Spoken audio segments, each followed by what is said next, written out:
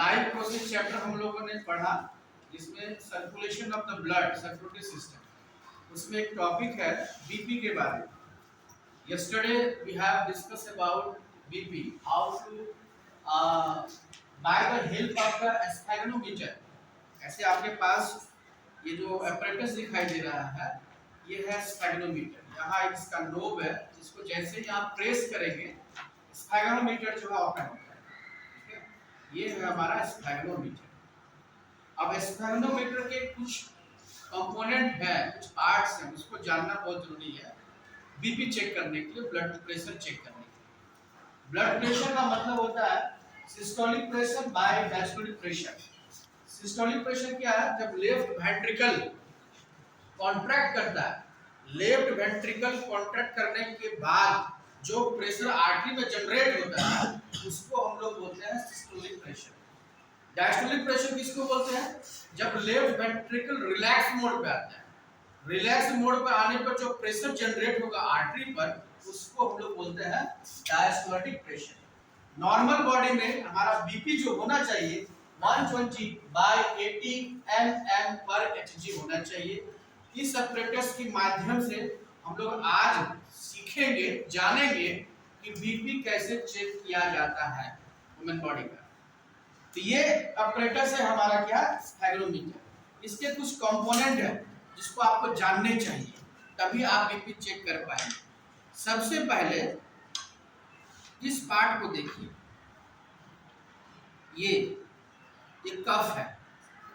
इसी जो कपड़ा का बना हुआ है, इसके अंदर हम लोग हवा भरते हैं with the help of the ये प्लास्टिक बलून, इसकी सहायता से हम हवा भरते हैं। जब ये कप पेशेंट के या पर्सन के लेफ्ट हैंड, लेफ्ट आर्म में अच्छे से बांधा जाता है, अभी मैं आप सभी को एक दीक्षित को बुला करके बांध के दिखाऊंगा कैसे बांधा जाता है। तो सबसे पहला पार्ट ये कफ हो गया, जिसमें हवा भरी जाती है। उसके बाद यहाँ पर एक मरकरी, जिससे मरकरी ऊपर नीचे जा सके। जब हम लोग प्रेशर अप्लाई करते हैं with the help of the plastic balloon, उसके बाद यहाँ पर एक नोब है जिसकी सहायता से हम हवा को, इस कप में जो हवा भर गई है उसको आसानी से निकाल पाए। काम कैसे करता है वो देखिए। जब हम किसी पेशेंट को उसके आर्म में इसको बांधते हैं, सबसे पहले आप ध्यान दीजिए पेशेंट कैसे बैठा होना चाहिए। पेशेंट बैठने का तरीका है, इसको आप पूरी तरह से सीधा बैठाइए। क्लियर? ध्यान दीजिएगा, बॉडी सीधी होनी चाहिए और पेशेंट का जो पैर है, दोनों पैर जमीन को टच होनी चाहिए। अगर छोटा बच्चा है कोई बात नहीं, अगर बड़ा पेशेंट है तो वो कभी भी पैर को ऐसे टेढ़ा घुमा करके ना बैठे, ऐसे करके ना बैठे, ऐसे करके ना बैठे, सीधा ना बैठे, पूरा पैर जमीन को टच होनी चाहिए। नंबर 1। नंबर 2, दूसरा, पेशेंट का जो लेफ्ट हैंड है, इसकी स्थिति आप ऐसा एक टेबल रखिए, जैसे कि यहाँ पर ये बेंच रखा हुआ है। पेशेंट मान लीजिए सीधा बैठा हुआ है, पेशेंट को आप बोलिए कि अपना राइट हैंड को स्थिर रखिए इस प्रकार से। मतलब पेशेंट का जो हार्ट है, ये हार्ट उस राइट हैंड के सीधा होना चाहिए। ठीक है, ये अनुमान लगा के रखें। तो पेशेंट को बोलिए कि उसका हाथ सीधा होना चाहिए इस प्रकार से। ठीक है, चूंकि अब इस नोब की सहायता से, इस नोब की सहायता से हम क्या करेंगे, पेशेंट को, पेशेंट के आर्म में उसको फोल्ड करें। आइए दीक्षित, जगह दे दो दीक्षित को बैठने के लिए। आइए यहाँ बैठिए। एक ही बच्चा हटा ना, बैक डोर हटा दो। जैसे ये पेशेंट है जिसका हमको बीपी चेक करना है, ध्यान सुनिए, फिर आपको करने के लिए बोला जाएगा। ये सीधा बैठा हुआ है, इसके पैर जो है पूरी तरह से जमीन को टच कर रहे हैं, कमर भी इसका सीधा है। अगर कोई पेशेंट नहीं बैठ पाता है तो उसका बीपी कैसे चेक करेंगे? उसको अच्छे से बेड पर लेटा दीजिए। ठीक है, अगर नहीं बैठ पाता है तो अच्छे से उसको बेड पर लेटा दीजिए। उसके बाद पेशेंट का लेफ्ट हेड लीजिए, क्योंकि ये है लेफ्ट हेड, जो इस प्रकार से रखी हुई होनी चाहिए, जो इस प्रकार से रखी हुई होनी चाहिए। ये हमने लिया। अब ध्यान दीजिए बच्चों, इसका क्या नाम है? स्टेथोस्कोप। इसका यूज क्या होता है? हार्ट बीट को सुनने के लिए, ठीक है। हार्ट बीट का रेट क्या है? 72 टाइम्स पर मिनट, वह नॉर्मल कंडीशन में है। तो सबसे पहले इस स्टेथोस्कोप को आप अपने कान पर लगाइए और लगाने के बाद आप चेक कीजिए हाथ के प्रेशर के द्वारा आपको कुछ बीट सुनाई दे रहा है कि नहीं। हमें सुनाई दे रहा है। अगर नहीं सुनाई दे रहा है तो यहाँ पर ऑन ऑफ करने का नोब है, इसको आप घुमाएंगे, ठीक है। अब हमारा स्टेथोस्कोप रेडी हो गया। उसके बाद आप क्या करें, ये जो कफ है इसको बड़ी सावधानी के साथ पेशेंट के आर्म में, लेफ्ट आर्म में इसको फोल्ड करेंगे। आप इधर आ जाइए। फोल्ड करने का क्या तरीका है ध्यान देखिए, ये बहुत इंपॉर्टेंट रखता है, ठीक है। देखिए, इसको आप इस हिस्सा में रखिए और ध्यान दीजिए, इसमें दो पाइप है, प्लास्टिक की पाइप लगी हुई है। ये दो प्लास्टिक की पाइप का पोजीशन फिक्स है।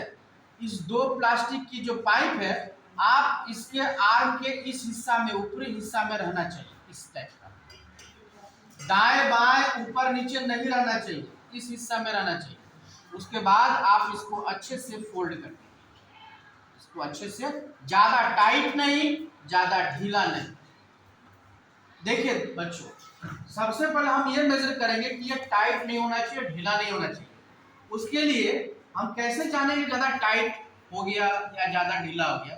उसके लिए जब हम इसको फिक्स किए हैं तो यहाँ पर हम क्या करेंगे, एक फिंगर घुसा के देखेंगे फिंगर घुस रहा है कि नहीं। कम से कम 2 फिंगर घुस जाना चाहिए। हमारा 2 फिंगर घुस जा रहा है, दैट मीन्स ये कफ जो है ना टाइट है और नहीं लूज है। क्लियर? अब क्या करेंगे, इसका मेजरमेंट की स्थिति ध्यान दीजिएगा। ये स्फेगनोमीटर में अब हम इस प्लास्टिक बलून की सहायता से हवा को यहाँ पर भरेंगे। तो हवा को भरने के लिए जो ये नोब बना हुआ है ना, इस नोब को सबसे पहले टाइट कर देंगे ताकि इससे हवा ना निकले। टाइट हो गया, अब हवा निकलने वाली नहीं है। अब इसकी सहायता से इसको पुश करेंगे तो इसमें भरा हुआ हवा जो है यहाँ जमा होगा, और जैसे ही जमा होगा ये फूलता जाएगा, फूलता जाएगा, फूलता जाएगा। जैसे ये फूलेगा तो आपको यहाँ पर मेजरमेंट देखना है कि पारा कहाँ तक ऊपर आ रहा है। अगर ये 200 तक हमको पारा तक को पहुंचाना है, फिलहाल 200 mm तक हमको पारा को पहुंचाना है एयर को अप्लाई करने के बाद। ध्यान दीजिएगा, जैसे ही 200 तक पारा पहुंच जाएगा, आप इस स्टेथोस्कोप को लीजिएगा, बड़े सावधानी के साथ यहाँ पर इस जगह फिट कीजिएगा। सीधा मैं एक बच्चा को बुलाऊं, करवाऊंगा। यहाँ फिट करने के बाद जब ये फिट हो गया, इसको आप अपने स्टेथोस्कोप के जो ईयर पीस है इसको आप कान पे अच्छे से लगाइएगा और इसको अच्छे से प्रेस करके दबा करके ऐसे रखिए। जब इसमें हवा भर गई है तो भर जाने के बाद क्या होगा, ये हवा एक प्रेशर क्रिएट करता है और जो इस पेशेंट का आर्टरी है उसमें से ब्लड फ्लो करने को रोकता है। अब क्या करेंगे कि जैसे जैसे ये नोब खोलेंगे, जैसे जैसे ये नोब खोलेंगे प्रेशर कम होगा। तो प्रेशर कम होगा, ध्यान दीजिएगा, जैसे ही आप स्टेथोस्कोप को यहाँ लगाए ना बच्चों, तो आपको सुनने की कोशिश कीजिएगा। हार्ट बीट कुछ सुनाई दे रहा है? अभी आपको सुनाई नहीं देगा। जब इस नोब को खोलेंगे सावधानी पूर्वक, ठीक है, जैसे इस नोब को खोलेंगे पारा का लेवल, पारा का हाइट डाउन 200 से आएगा 190, 180। जैसे जैसे पारा नीचे की ओर आएगा, आपको ध्यान से इस स्टेथोस्कोप की सहायता से आपको बीट को सुनना है। अभी भी नहीं सुनाई देगा, 190, 180 में आएगा, 170, 60, 50, 40 ऐसे करते करते 120 तक अगर आ जाता है तो 120 अगर नॉर्मल बॉडी है पेशेंट अगर क्या है नॉर्मल है तो उस केस पर आपको जैसे 120 के आसपास आएगा ना आपको हार्ट बीट सुनाई देना शुरू कर देगा। जैसे ही हार्ट बीट आपको सुनाई देने लगा ना उस चीज को आप नोट कर लीजिए मन में। जैसे मान लीजिए 125 में सुनाई देना स्टार्ट कर दिया तो इसका सिस्टोलिक प्रेशर क्या आ जाएगा 125, क्योंकि 125 में हमको हार्ट बीट सुनाई देने लगा, पल्स सुनाई देने लगा। अब फिर से नोब को धीरे धीरे खोलते रहेंगे, हवा निकलते रहेगा। अब 120 के बाद कहाँ जाएगा 110। हमको इस मरकरी को भी देखना है और आवाज को भी सुनना है। जैसे जैसे ये मरकरी डाउन होता जाएगा अभी तक हमको आवाज सुनाई देते रहना चाहिए। एक समय ऐसा आएगा कि हमको बीटिंग जो है हार्ट बीट का जो बीटिंग है पल्स जो वो सुनाई देना बंद कर देगा। मान लेते हैं ये पेशेंट जो है 85 में इसका आवाज सुनाई देना बंद कर दिया, 85 तक सुनाई दिया तो इसका डायस्टोलिक प्रेशर क्या हो जाएगा 85, यानी 125 में सुनाई दिया स्टार्ट किया। जब हम 200 तक किए थे तो हमको सुनाई नहीं दे रहा था। जैसे ही 125 में आया हमको वो साउंड सुनाई देने लगा तो उसको हम नोट कर लिए 125 या 122, 120 जो कुछ भी है। उसके बाद जैसे जैसे हवा निकलते गया सुनाई देते रहा। अब एक समय ऐसा आया 85 के पास या 80 के पास हमको उसके बाद 80 से नीचे सुनाई देना बंद कर दिया, यानी लास्ट साउंड कब सुनाई दिया 85 में सपोज दैट।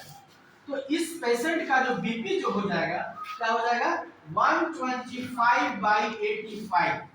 ये जो 125 मेजर बता रहा है ये क्या बता रहा है सिस्टोलिक प्रेशर, और 85 जो बता रहा है डायस्टोलिक प्रेशर बता रहा है। तो मतलब मेन कॉन्सेप्ट क्या है आपको वो साउंड को सुनना with the help of the mercury.